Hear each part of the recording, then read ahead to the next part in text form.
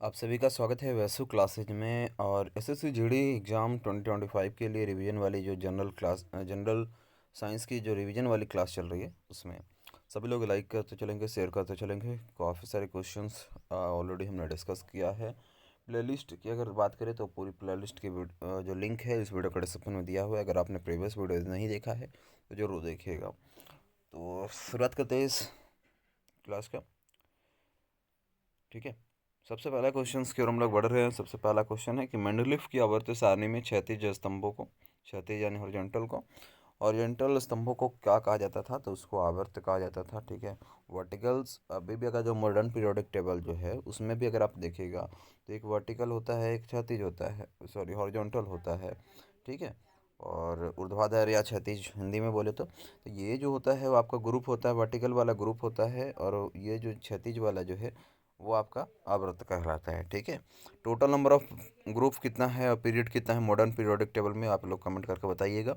अगला क्वेश्चन की ओर हम लोग बढ़ रहे हैं। मेसाबी रेंज किससे संबंधित है? तो लो अयस्क से संबंधित है। ठीक है, और अयस्क यानी ओर्स की बात करें, आयरन ओर से है। मेसाबी रेंज वो आपका आयरन ओर से संबंधित है। अगला क्वेश्चन की ओर बढ़ रहे हैं। ध्वनि संरचना के समय माध्यम में कणों का उच्च घनत्व का क्षेत्र कहलाता है, संपीड़न कहलाता है इसको। ठीक है, कॉम्प्रेशन इसको कहते हैं इंग्लिश में, और हिंदी में संपीड़न इसको कहते हैं। ठीक है, अगला है क्वेश्चन की हाइड्रोकार्बन के पूर्ण दहन के परिणाम प्राप्त होता है। तो आप लोगों को देखिए, किसी भी हाइड्रोकार्बन्स को आप जलाएंगे, इससे पहले हमने प्रीवियस वीडियो में इथेनॉल के बारे में काफ़ी ज़्यादा डिस्कस किया था कि कैसे वो काम करता है और काम क्या इस पर जोर हो रहा है, क्यों इस पर जोर दिया जा रहा है कि आप मैन्युफैक्चरिंग कर इसका आने वाले समय में क्या फ्यूचर हो सकता है। तो उसमें हमने आपको देखिए उसी से रिलेटेड ये भी है कि हाइड्रोकार्बन्स, क्योंकि हाइड्रोकार्बन्स हुए, हाइड्रोकार्बन्स किसको कहते हैं? तो वो कंपाउंड जो कार्बन और हाइड्रोजन से मिल करके बना हुआ हो। ठीक है, वो सारे के सारे का हाइड्रोकार्बन्स। ये क्लास 10th में आपने पढ़ा होगा हाइड्रोकार्बन्स के बारे में, जिसमें आपको कार्बन और हाइड्रोजन से मिलने वाले कई सारे कंपाउंड, जिसमें तीन ग्रुप था, अल्केन, अल्कीन, अल्काइन ग्रुप।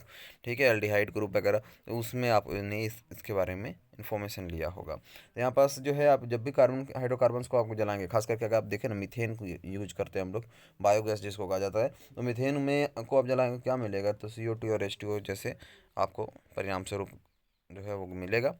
अगला क्वेश्चन है कि ध्वनि तरंग की आवृत्ति मापी जाती है। तो ध्वनि तरंग की जो आवृत्ति है, फ्रीक्वेंसी जो है आपका, साउंड की फ्रीक्वेंसी आपको हर्ट्ज से, Hz इसको लिखते हैं। ठीक है, फ्रीक्वेंसी आपका हर्ट्ज से मापा जाता है। अगला क्वेश्चन है कि शाकाहारियों को किस पहचानने के लिए छोटी आंत की आवश्यकता होती है? सेलुलोज को। ठीक है, सेलुलोज से आपका फॉर्मेशन होता है।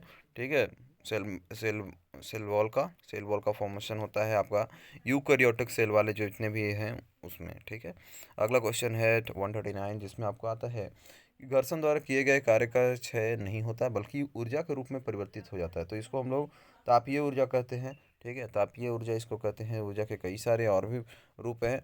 ऊर्जा के बारे में ये भी ऊर्जा संरक्षण सिद्धांत आपने पढ़ा होगा, कंजर्वेशन ऑफ एनर्जी आपने पढ़ा होगा, जिसमें है कि ऊर्जा को ना ही क्रिएट किया जा सकता है ना ही डिस्ट्रॉय किया जा सकता है। इसको सिर्फ ये अपना ट्रांसफॉर्म करेगा, एक फॉर्म से दूसरे फॉर्म में चेंज करेगा।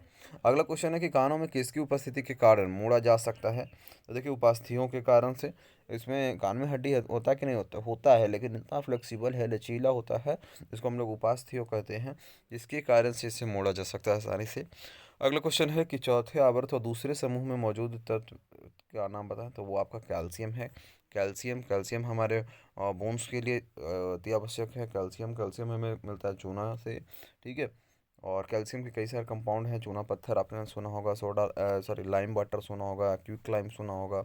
तो इस तरह के कंपाउंड्स आपके इससे बनते हैं। अगला क्वेश्चन है कि किस व्यक्ति द्वारा लेने से एसिडिटी ठीक हो जाता है? तो देखिए, एसिडिटी जो है आपका, यानी कोई भी वैसा पदार्थ जो बेसिक नेचर का होगा, अगर आप उसको लेंगे तो आपके स्टोमक में जाएगा, मांसे में जाएगा, और वो एसिडिटी जो हो रखा है, अम्लीय जो हो रखा है, उसको न्यूट्रल करने का काम करेगा। तो वो आपका होता है बेकिंग सोडा घोल, जो आप इनो वगैरह लेते हैं तो उसमें ये इजीली हो जाता है, या कोल्ड ड्रिंक्स वगैरह भी लेते हैं तो उसमें ये अवेलेबल होता है। उसमें अगर आप देखिएगा उसके कंपोनेंट में ये देखने को मिलेगा।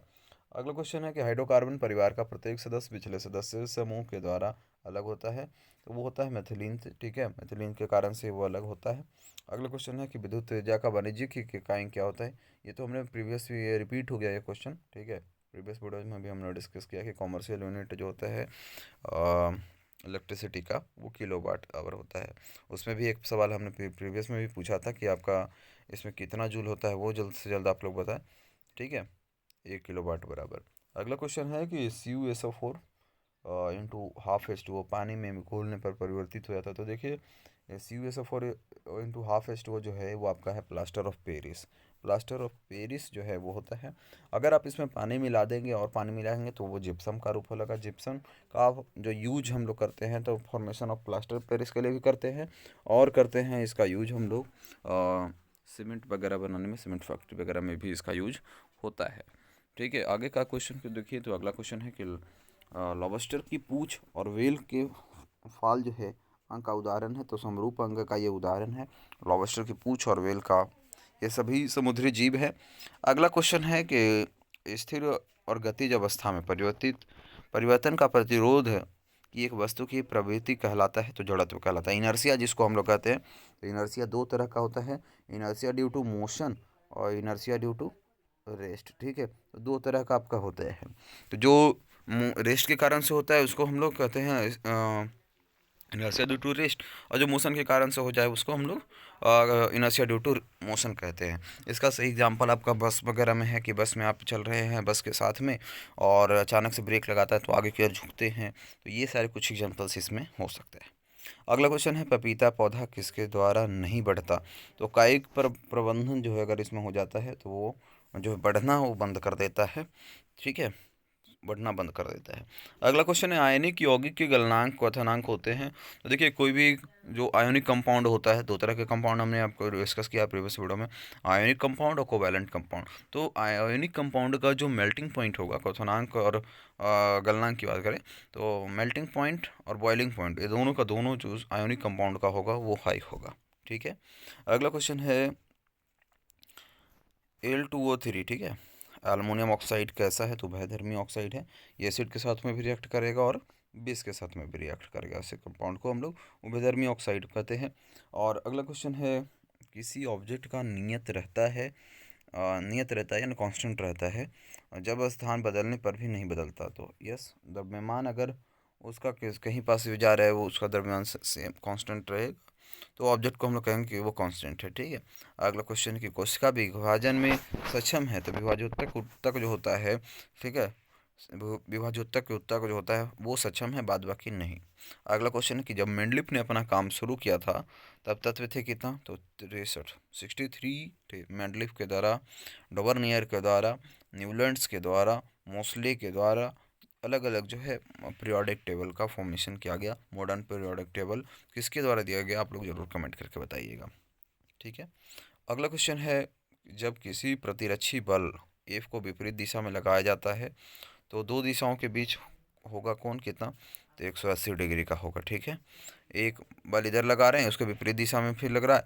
ठीक है, तो उस जंग में क्या होगा, 180 डिग्री का, यानी एक लीनियर लाइन बनेगा, और लीनियर लाइन पे कितना 180 डिग्री का एंगल बनता है। ठीक है, अगला क्वेश्चन आ गया कि 1 किलोवाट घंटा कितने जूल के बराबर होगा, तो 3.6 इंटू 10⁶ जूल। ठीक है, लगभग 36 लाख जूल के बराबर होगा। ठीक है, अगला क्वेश्चन है दोहरी अपघटन अभिक्रिया के दौरान अभिकारकों के बीच आदान प्रदान होता है, तो वो होता है आपका, ठीक है, वो होता है आपका आयन का। ठीक है, वैसे यानी डबल डिस्प्लेसमेंट रिएक्शन की बात किया जा रहा है, तो डबल डिस्प्लेसमेंट का क्या होगा, एक आयन से दूसरे आयन पे ट्रांसफ़र होगा, डिस्प्लेस होगा, वो एक उससे हट के उससे के साथ में जुड़ेगा, तो इस ढंग की अभिक्रिया जो है यानी रिएक्शन कंप्लीट होगा। अगला क्वेश्चन की ओर हम लोग बढ़ रहे हैं। अगला क्वेश्चन है एल्युमिनियम सल्फेट का यौगिक सूत्र क्या होगा, तो Al2SO4 होगा, क्योंकि सल्फेट की जो वैलेंसी होती है वो 2 होती है और एल्युमिनियम की वैलेंसी 3 होती है।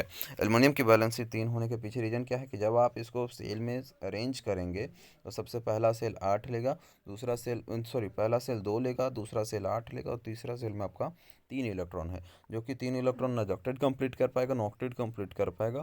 तो इस ऑक्टेट कंप्लीट नहीं कर पाने के कारण, क्योंकि इसको अभी और 5 इलेक्ट्रॉन चाहिए ऑक्टेट कंप्लीट करने के लिए, लेकिन ये 5 इलेक्ट्रॉन लेने में इसको एनर्जी जो है आयोनाइजेशन एनर्जी जिसको बोलते हैं वो ज़्यादा लगेगा, तो इसलिए ये क्या करेगा कि ये 3 इलेक्ट्रॉन जो है उसको डोनेट कर देगा। अगला है कि फूल के नर प्रजनन भाग को कहा जाता है, तो पुकेंसर कहते हैं। ठीक है, आपको आंसर कहते हैं।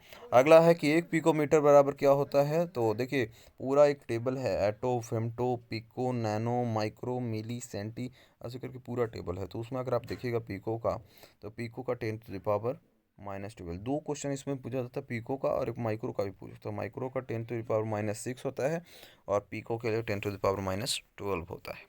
अगला क्वेश्चन की ओर हम लोग बढ़ रहे हैं। अगला क्वेश्चन है कि अलग अलग ध्वनियों को सुनने के लिए ध्वनि के स्रोत से अवरोध की न्यूनतम दूरी होनी चाहिए कितना। तो 17 मीटर होना चाहिए न्यूनतम दूरी। और दृष्टि के लिए, जो दृश्य के लिए, सदृश्य के लिए, वो होता है 25 सेंटीमीटर, 25 सेंटीमीटर का वो रेंज होता है। ठीक है, ये 17 मीटर। इको की बात किया जा रहा है कि इको कितना में आप सुन सकते हैं। तो 17 मीटर के अगर आप रेंज में हैं तो आप इको को सुन सकते हैं। अगला है पौधे किसके द्वारा अतिरिक्त बल जल से छुटकारा पा सकता है। तो बाष्पोत्सर्जन, इवोपोरेशन के द्वारा। पृथ्वी का द्रव्यमान लगभग होता कितना है। तो 6 × 10⁻24 kg। अगला क्वेश्चन है कि विद्युत परिपथ में किसकी गति से विद्युत धारा बनती है। तो इलेक्ट्रॉन का मोशन नहीं होगा तो ये इलेक्ट्रिसिटी प्रोड्यूस नहीं होगा, यानी विद्युत धारा नहीं बन सकता है। ठीक है, तो इलेक्ट्रॉन का मोशन होता है। इलेक्ट्रॉन का मोशन जो होता है वो जिगजैग मोशन होता है। इस तरीके से आपका ये मोशन होता है। अगला कहता है कि मिट्टी की उर्वरता में केचुए की भूमिका पर अध्ययन किया जाता है। तो चार्ल्स डार्विन ने इसके बारे में बात किया था सबसे पहले। ठीक है, मिट्टी की उर्वरता में केचुए की भूमिका पर अध्ययन किया था चार्ल्स डार्विन के द्वारा। ठीक है, जीवाश्म ईंधन जलने पर मुक्त कार्बन, नाइट्रोजन, सल्फर और ऑक्सीजन के ऑक्साइड कहलाते हैं। तो ये आपका अम्लीय ऑक्साइड कहलाता है। अगला क्वेश्चन है कि विद्युत धारा की दिशा ज्ञात करने में प्रयोग होता है। तो इसमें आपको गैल्वेनोमीटर का होता है। गैल्वेनोमीटर वो मीटर होता है जिसमें एमीटर, ऐसे तो एमीटर हम लोग यूज करते हैं, और प्लस में वोल्ट मीटर, दोनों कंबाइंड फॉर्म में अगर यूज कर रहे हैं तो उसको हम लोग कहते हैं गैल्वेनोमीटर।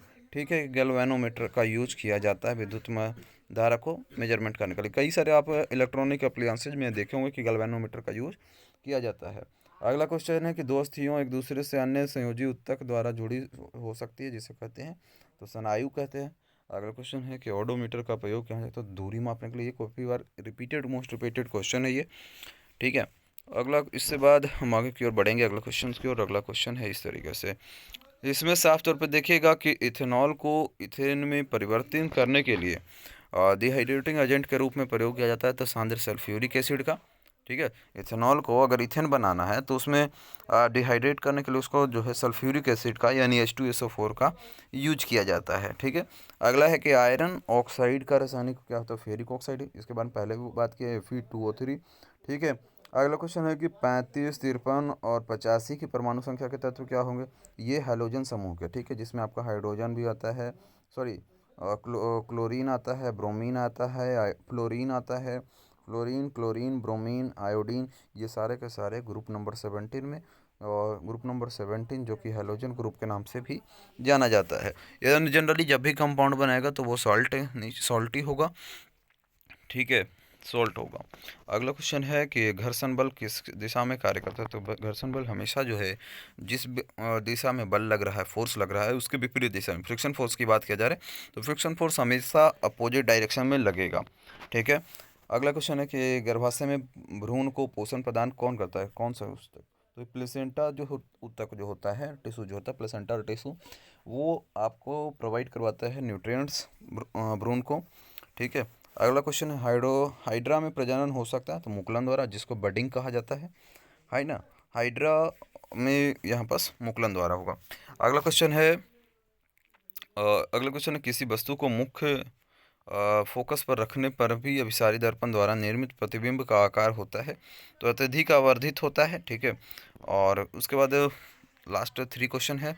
और जठर ग्रंथियों द्वारा स्रावित एमसीआई एंजाइम की क्रिया को आसान कर देता है। तो वो पेप्सिन कहते हैं। पेप्सिन वो एंजाइम है जो आपके बॉडी में प्रोटीन को डाइजेस्ट करने में हेल्प करता है। प्रोटीन का डाइजेशन में पेप्सिन आपका हेल्प करता है। पेप्सिन होता है, ट्रिप्सिन होता है। ठीक है, माइलेज किसका करता है वो आप लोग बताइएगा। लाइपेज किसका करता है। तो लाइपेज आपका फैट का करता है। अगला है क्वेश्चन है कि अभिक्रिया जिससे 10 सोडियम क्लोराइड बिजली पास होती है तो वो होता है क्लोरोक्षार अभिक्रिया। ठीक है, अगला क्वेश्चन है आवर्त सारणी के छठे आवर्त में तत्व मौजूद हैं। तो आपका छठे आवर्त में 80 आवर्त की बात किया जाए तो 80 तत्व आपका उसमें मौजूद है। टोटल आगे की ओर बढ़ें तो मेंडलीफ की आवर्त सारणी में ऊर्ध्वाधर कॉलम क्या कहलाती है? तो समूह कहलाती है, ग्रुप कहलाता है। इसके बारे में सबसे पहले क्वेश्चन के साथ हमने डिस्कस किया था। और आज के इस लास्ट क्वेश्चन में, पृथ्वी पर सबसे ज़्यादा कौन सी धातु पाई जाती है? Most abundant element on the earth, ठीक है, तो वो आपका है aluminium. Aluminium most abundant elements है जो अभी है। इसके बाद जल्दी हम लोग मिलेंगे नेक्स्ट वीडियो में। तो वीडियो को लाइक कीजिए, वैसे क्लासेज को अभी तक सब्सक्राइब नहीं किया, सब्सक्राइब कीजिए।